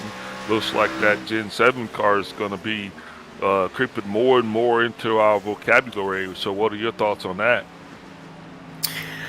It's going to be a whole other different ballgame of racing compared to what we've seen thus far. I mean, those Gen 7 cars, they have raced one way, and then iRacing made a lot of changes to them, and now it's racing a completely different way. They originally designed, actually, for road courses and short tracks, but conveniently enough, they've actually been switched around to more mile-and-a-half facilities as a result, and it makes the racing a heck of a lot closer together, which should mean the racing will be a lot closer, even than we've been seeing over this past little while as well. And obviously road courses, that's going to be a whole other ball compared to what we've been seeing as well. I think it'll be interesting, though, to see what's going to happen when NASCAR officially starts running those cars in 2022, and iRacing gets that real-world data, because you know a lot of changes are going to come then. Absolutely. I've been kind of skeptical myself about starting with those cars just until we got more data, but you're absolutely correct. As we start to get more laps on those cars in real world and the virtual world, we'll definitely get a lot more data.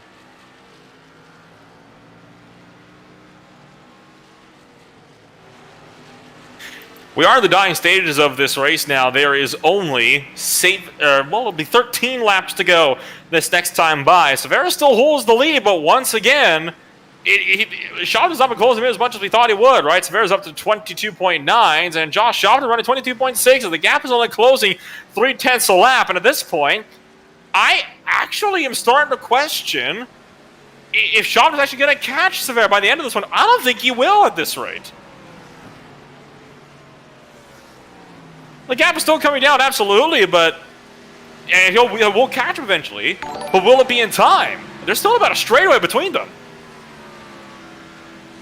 Yeah, like I said, I think Severa just knew what his tire fall off was, and it was just a matter of his fuel. I still don't know if he's going to have enough to make it, but maybe they know something we don't, as they don't seem to be too concerned about it as we are entering into the last, 10 laps or so, 13 laps or so of this race.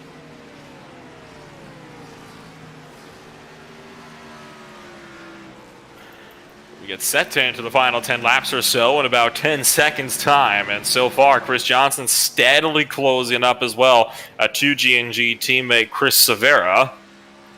No doubt Johnson will be able to unlap himself. Same story with Kenny Powell. Schaffner is the next driver in behind, and actually if we can, I would like to get a look on board from Josh Schaffner for just a lap or two, if we may. I want to see if we can just pick out Chris Severa up the road. See that purple car entering turn 3? That is Severa. So that is at the moment your gap between Schaffner and Severa. Schaffner has got Severa in his sights, but you can see he is not closing him in as much as he needs to, I would say, to close that gap in by the end of this race.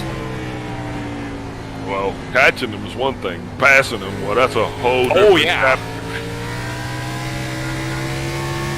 I mean, we've seen it before, right? I mean, passing, it's a bit of a feat at Richmond. It's not an easy task. You have to try to make it, if you make it on the inside line, it's guaranteed to take you a few laps because the guy in the outside can just hold so much speed around, especially if you're a badly guy like Chris Severa. But then, of course, you have to remember as well, if you're trying to take him on the outside line, we have to get the outside open first, but that's not light because the guy's going to be using that line for defense. This is just all going to be very, very interesting.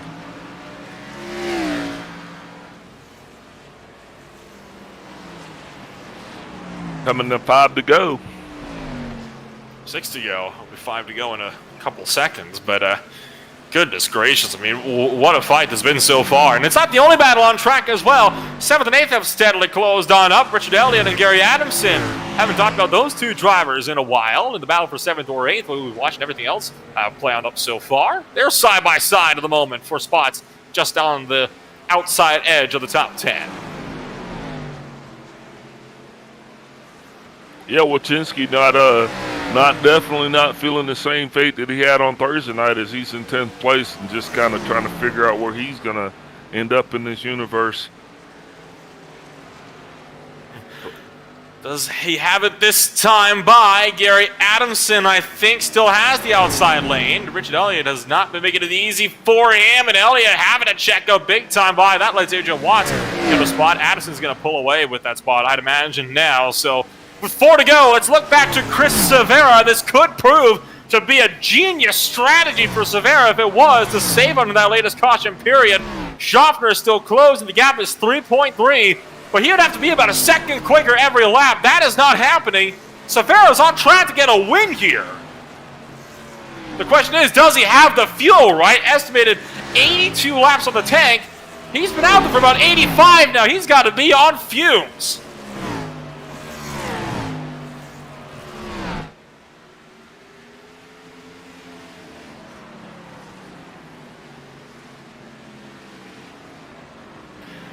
So with 2 laps to go, does he have what it takes to hang on? He is going to be sweating bullets, I'd imagine. So Chris Severa has to negotiate this track just 2 more times. And remember that fuel window, 82 laps estimated. He's been out there now for what will be 88 laps this next time by. That is 6 over the estimated distance that you can run. He was saving like mad under that caution period about 88 laps ago, and now takes the white flag. He does not have to worry about green-white checkers or wrench of the works. Schaffner's nowhere to be found. Severa's on track to get his first ISCA victory, coming around 3 and 4. Does he have enough? Elliott's in the wall just up in front of him. That's not going to be a factor. Severa out of turn 4, sliding it out though. Got to be careful not to lose it, but Chris Severa takes a W at Richmond Raceway. He'll win the season finale. He lost tires, but he didn't run out of fuel. That is amazing. That was a great call, gutsy call. It paid off. We're sitting here in the booth. I was speechless just watching this whole thing unfold. Is he out of gas? It looks like that 48 car is kind of giving him a little bump around to get around. I bet it won't be a long burnout, but what an exciting end to an awesome race. And well, with all of that said and done, let's take a look now at your official post-race results here from Richmond. Severa, race winner after a genius strategy, wins it. Schaffner in second place with Joshua Watson third, Adrian Watson fourth, last driver on the lead lap. Chris Johnson was fifth with Frank Flores in sixth. Adamson was seventh with Elliott eighth, Powell ninth, Wachinski 10th. Hone, Watson, and Green round out your 13-car field. What a run. And Severa has no fuel for a burnout, Al. He did one rotation. He ran out of gas. Oh, it's sad. Oh, you hate to see it. Shows you how close he was, though, to making that work. He had just enough in the tank. That's amazing. That's all you need. Who needs excess, right? All I need is enough for one rotation on a burnout, and I'll win the thing. That was just a great call. I mean, those guys, they're really feeling themselves tonight. I mean, it was an awesome race, awesome run. Josh Schaffner, he gave it everything he had to try to pull that in, but just in the end, it just wasn't quite enough, man. And Joshua Watson, we saw him at the beginning, honestly thought that he had the car to beat, but unfortunately, as short track racing plays out, you know, he kind of took his licks, and it wasn't his night. Yeah, just great racing, though. Some absolutely phenomenal racing here tonight, and we got a couple of guys to get on up here and give us a chat so far. We'll kick things off with your race winner. Chris Severa pulls a Greg Wachinski, gambles on the strategy, and this time it pays off in full. Chris, you had just enough to make that thing to the end and do a single victory rotation. Yeah, that was a lot of fun. I was telling the guys, you know, they got a lot more to lose in this league than I did, so I was like, I'm just going to give it a try. I came down there with 2 to go, and I was told I need to save like 7/10 of a gallon. So I wasn't really good to go to start pushing until like 10 to go there. So I was just saving the entire way, and I'm just glad after how the race has gone early on, just getting kind of beat up and thrown around all there, we were able to make something work, be able to pull something out of the hat. And well, what was the idea behind that strategy, right? I mean, obviously, you're thinking you can make it to the end. Were you ever a little bit nervous, though, watching Schofter starting to close in steadily just in behind you? Yeah, I was big nervous about that because I knew he had good long run speed. So that's the whole thing. I was good to modulate the car to the end, but I knew that really wasn't going to be enough. So I knew I just had to continue to save even after they have already pit, just to give me a cushion so I could actually start pushing. But until like 10, even like 5 to go, I was balancing back and forth between those numbers, and I'm just glad it came out on the right side. And of course, this does bring a close to your campaign here in 2021. Obviously, next week up, exhibition race, next-gen cars over at the Las Vegas Motor Speedway. Can we expect to see you out there? Yeah, I'll be running. It'll be good to test those cars and see what they're able to do. Now, you'll hopefully be able to have a good run there and come on out on top as well. Before I let you go, anybody you'd like to shout out for your G&G number 62? Just everyone at G&G help doing it every week. Again, you guys for putting it on. You guys do a phenomenal job up there. Rob behind the scenes. Yeah, that's just about it. Just thanks for putting it on and giving me the opportunity to be here. And thank you, Chris, for taking the time to join us up here in the broadcast booth. Congratulations on a hard-earned victory at the Richmond Raceway. We'll see you next week at Vegas. Thanks, guys. That was Chris Severa bringing it home in the first place. There was second place, the hard charger trying to run him down. Had over a lap to make up. Almost got there. 2.9 seconds off was Josh Schofter. Al, you're standing by with our second place finisher. Yeah, good race. I want to congrats Chris there on just a great strategy. And, yeah, definitely had a great car tonight. I felt like, outside of strategy, we probably had the car to maybe go out front there and get a W. But, strategy is a big part of it. And tonight our strategy was just a little bit off, and Chris kind of outsmarted all of us. What was it like for you, Josh? I mean, obviously you did not come down like Severa did under that last caution period. Some guys thought they might be able to make it to the end. Severa ended up being the only one among them. Were you kind of hoping you get another caution later in the run there?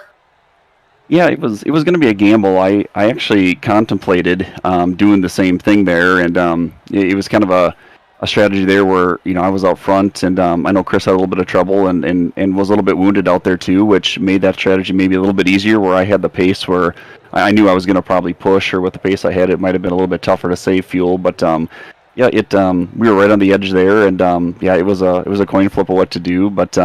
With the fast car and being out front, it was hard to give it the track position, just not knowing if he would make it for sure or not. But, just a great call on his part. And of course, for you, it was a solid run in the few races we saw you present for here in this Saturday Night Cup Series. Do you plan on coming back in force in 2022 to potentially try to go for a championship? Yeah, I'll for sure run the Thursday and the Super Cup. I may still stay part-time on Saturday just from a time commitment standpoint, but no, I'll definitely be back on Thursday and for Super Cup for sure as we roll into the Winter Series here. Well, in that case, fingers crossed, then we'll be able to see you at least fight for some wins, if not a championship. Well, hopefully some part-time wins at least here in this Saturday Night Cup Series. Josh, it's always a pleasure being able to talk to you up here in the booth. Before I let you go, anybody you'd like to shout out for your number 50?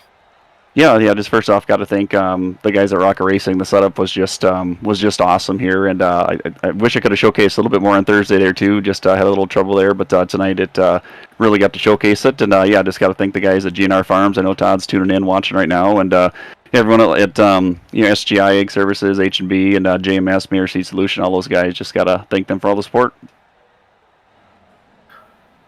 Thank you, Josh, for taking the time to join us up here in the broadcast booth. Congrats on a second place. Best of luck. Hopefully next week at Vegas if we'll see you there. Thanks, Nolan. Appreciate it for all you guys' work up in the booth, too. And that brings us down to the final driver on the podium. It was third place finisher Joshua Watson. Had a bit of an up and down night for you tonight, Joshua, but at the end of the day, despite some shortcomings earlier on, you find yourself third on the podium. That's got to feel good after some of the struggles earlier tonight.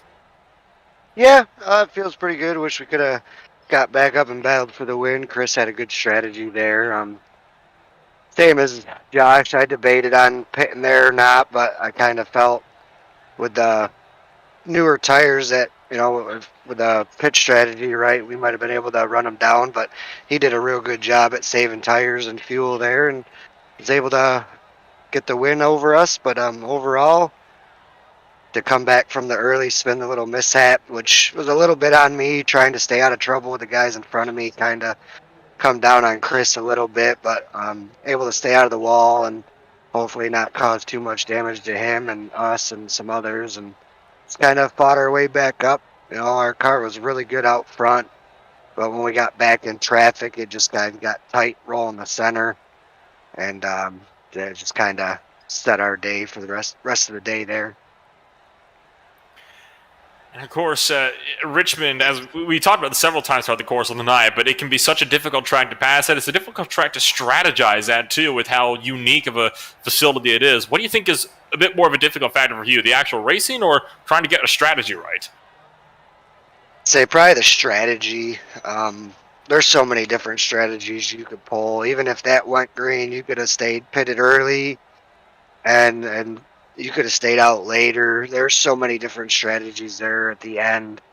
The caution kind of threw a little bit of a kink in that, but at the same point in time, you kind of make your bed. We had a plan and one we wanted to pick going into that, and kind of just made our bed and rolled with it and came out where we came out. Well, I guess fingers crossed then that you might be able to find yourself with a solid run going forward. Obviously, you had a solid run in this first season of the Tucson Sounder Cup Series as well. Can we expect to see you back in 2022 to contend for a title? Yeah, we're going to do some talking and whatnot, but we're hoping to be back and hoping to make more of a run at it and whatnot for the championship and whatnot. I had some fun this year, and even though we were only part-time, we had some good runs, some bad runs. It was kind of nice to rebound with, I believe it was back-to-back thirds for Chicagoland last week and then this week, and after having some difficulties in a couple race stretch there. So it was nice to rebound and kind of really excited for the next gen and to see what that's going to bring. Before I let you go here, Joshua, anybody you'd like to shout out for your JBR number 01? Ryko Setup Shop for the awesome setup. DA Design Studios and Don Adams Zach does all the paint jobs for all of us. I actually got some new little tweaked paint schemes and logos coming out here soon, so I have an announcement for that. And all my family, my friends, all my teammates, and everybody at ISCA and you guys at the broadcast booth for putting this on, and I believe that's everybody. Thank you, Josh, for taking the time to join us out here tonight at Richmond. Congrats on a third-place finish. Best of luck next season. Thank you. And well, that will be a wrap then for us here from the Richmond Race. And before we go, Al, your final thoughts on how this season has gone as a whole for you? Round and round and round. It was exciting. Glad to be a part of it. Glad to get the invite from Kenny Powell. Appreciative to the ISCA, all of the sponsors and everything, and can't wait to start next season. Well, we hope to see everybody back as well for season number 1 of 2022 for the Irish Soccer Association Tucson Sounder Cup Series. For now, though, from Richmond, from myself, Nola Rempel, and Alfonso Nixon in the commentary box with Rob Melton behind the cameras, we bid you farewell on 2021. We'll see you next week for an exhibition race over at Las Vegas in the Gen 7 cars. We'll see you there.